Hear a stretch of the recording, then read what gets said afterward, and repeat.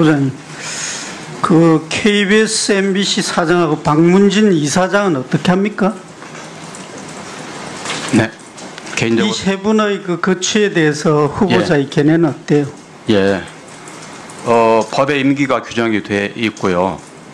또 방송의 공적 책임을 제대로 수행했느냐 이 여부, 또 결격 사유 등도 있기 때문에 종합적으로 판단해야 된다고. 임기가 보장된다고 보면 되는 겁니까? 그러니까 아까도 말씀드린 대로 결격 사유도 있고요. 공적 책임을 얼마나 잘 수행했느냐 방송법에 따라서 이런 판단도 결격 사유라는 것은 뭘 의미하는 거죠? 그러니까 뭐 아까 그 형사 소추에 의해서 판결이 난다든지요. 뭐 이런 것을 말씀드리는 겁니다. 그리고 공무원 뭐 그것은 지금 해당이 안 될 것 같고요. 또 그 위에 뭐 구체적인 것으로는 법적인 사항으로는 명확하지 않지만 뭐 형사 그게 법에 정해진 엄격한 그 요건에 해당되는 결격 사유 이런 거에 뭐 해당되지 않는다면은 신상에 뭐 변환이 있을 수 없다 이렇게 보면 되는 건가요? 제 판단으로는 그렇습니다. 그 후보자의 개인적인 소신과 철학은 그렇다 이렇게 이해를 하면 됩니까? 그러니까 결격 사유가 발생하지 않을 때 말 돌려서 뭐 우리 할 건 뭐 있습니까? 그러니까 그 임명할 때 보면은 그 이 뭐 전과가 있거나 뭐 어떻거나 뭐 이런 결격 사유가 있잖아요. 네. 그러니까 이제 임명이 됐잖아요. 이 세 분은 됐는데 거기에 해당되지 아니하면 무슨 정책을 집행하는 과정에 있어서 뭐 여러 가지 평가가 있을 수 있지 않습니까? 잘했다 못했다. 그다음에 이제 정부의 시책에 뭐 부응했다 하지 않았다. 또 그다음에 요즘 유행하는 말로 철학에 맞다 안 맞다 이런 것 가지고는 신상의 변화가 없다 이렇게 보면 되느냐 이 말이죠. 민사소송 결과 가지고는 결격 사유가 안 되는 것 같습니다.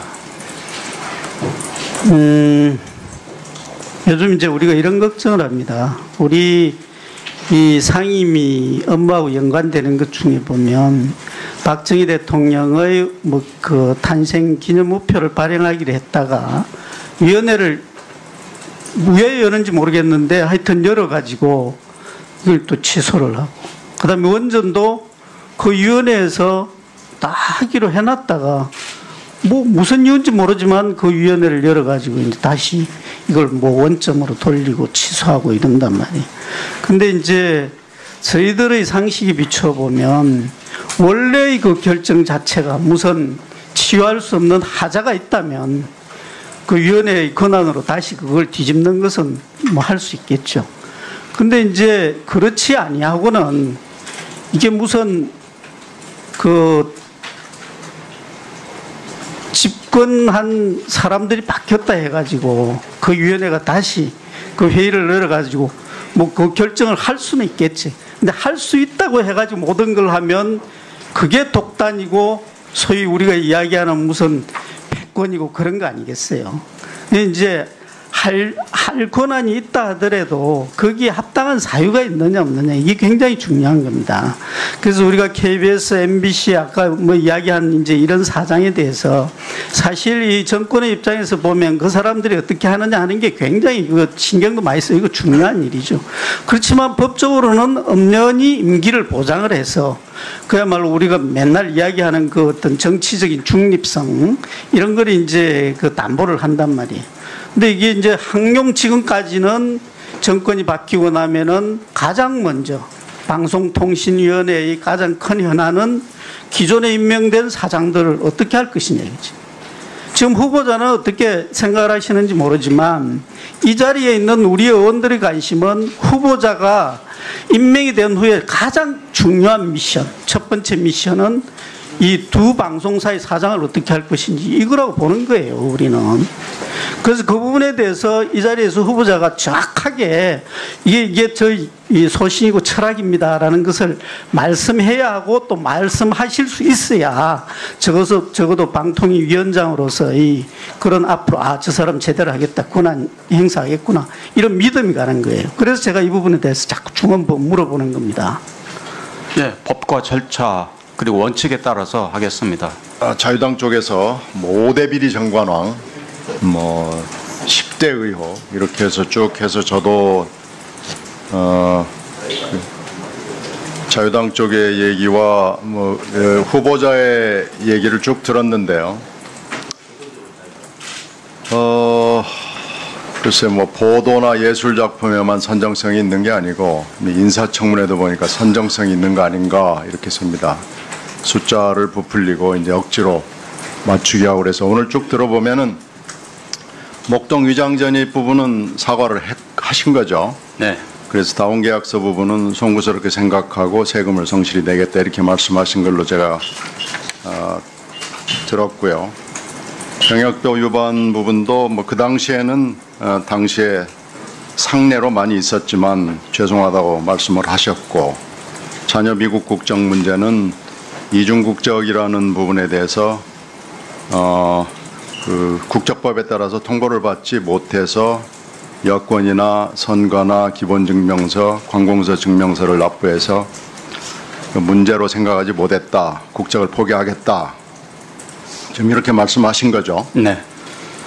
스카이라이프 시청자위원장은 아까 김성수 의원께서 설명을 하셨듯이 별로 문제가 안 되는 것 같습니다. 그리고 저도 방송사에서 오랫동안 있었습니다마는 이렇게 만약에 시청자위원도 자격이 없다고 얘기하면 방송사 문턱만 넘으면 아무것도 못하게 된다는 결론에 이를 수밖에 없기 때문에 저는 별 문제가 되지 않는다고 생각하고요. 이제 문제는 개포동 부분이 계속 문제가 되는데, 존경하는 이은권 의원께서 이제 그 자료를 가지고 제로로 수도하고 가스가 나왔기 때문에 살지 않았다라고 그 해당 기간 동안에 말씀을 하셔서 저희가 서울시에 확인을 해봤습니다. 그랬더니 1톤 미만의 사용량에 대해서는 수도요금 내역서에 사용량 0으로 기재가 되고요. 가스도 보니까 똑같은 논리예요. 그래서 실제 그러면은 수납 요금 고지 금액과 수납 금액과 이걸 쭉 확인을 해봤더니 쓰시긴 썼는데 1톤 미만을 썼더라고요. 가스도 똑같은 형국입니다. 그래서 후보자께서 아침에 이렇게 답변을 해주셨더라면 좋았을 텐데 하는 좀 아쉬움이 있어서 제가 좀 확인하는 수고를 했습니다. 참고로 서울시 자료를 보니까 좌변기 물탱크가 13리터 저장된다고 합니다. 그러니까 1톤 미만을 썼다는 것이 설명이 되지 않는가. 이게 납득하시지 않으면 할 수 없습니다만은 저는 설명이 충분히 된다고 생각하는데 어떠신가 모르겠습니다. 제가 알아본 바에 대해서. 네. 저희가 하여튼 365일 거기에 간 건 아니지만 상당히 갔습니다. 그리고 혹시 이 판결을 아시는지 모르겠는데 대법원 판례를 봤더니 이게 이제 문제가 된 모양이죠. 이게 대법원까지 갔는데 대법원 전합 이게 전체예요. 전체 합의체 전체 2008두 1997호에 따르면 30일 이상의 생활 근거를 가지고 대법원은 판단을 했더라고요. 물론 대법원이 만능이고 전능은 아닙니다만은 참고로 하셔서 답변을 하시는 게 좋을 것 같고요. 그렇게 따지면 전과나 어쩌고 저쩌고 하지만은 실제로 지금 문제가 되는 건 아까 사과하고 고치겠다고 한 것 따지면은 후보자는 사퇴하고 막 그만두고 이렇게 욕을 얻어먹을 정도의 그런 후보는 저는 아니라고 생각합니다. 그래서 오늘 쭉 이렇게 설명을 하다가 보면 나오겠지만은 만약에 이 후보자 같은 분이 사퇴한다면은 공직자들은 이제 거의 다 못하는 거 아닌가 하는 정도로 정관왕 얘기는 좀 그만해 주셨으면 하는 게 이제 저희들 생각이고요. 표절인데 이게 74년도 석사 논문이더만요. 네, 75년도입니다. 75년도입니까? 근데 이제 표절이냐, 거짓말이냐, 아까 그래서 논란을 하는 거 제가 들었는데, 후보자께서는 심사 받을 용의가 있다고 말씀하셨어요. 네.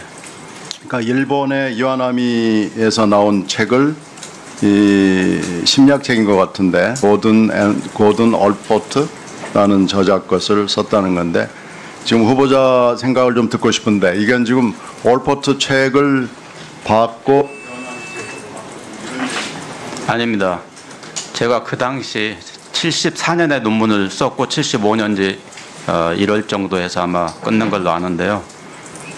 한국에서 사이칼로지 무르모라는 그 원본을 구하지 못해서 일본에서 그걸 번역한 책, 이와나미 출판사에서 나온 대만어 심리학과라는 책을 참고하고 그 책을 명기를 하고 그 책을 인용합니다. 그래서 그 책의 페이지가 계속해서 번역한 책의 페이지가 계속해서 나옵니다.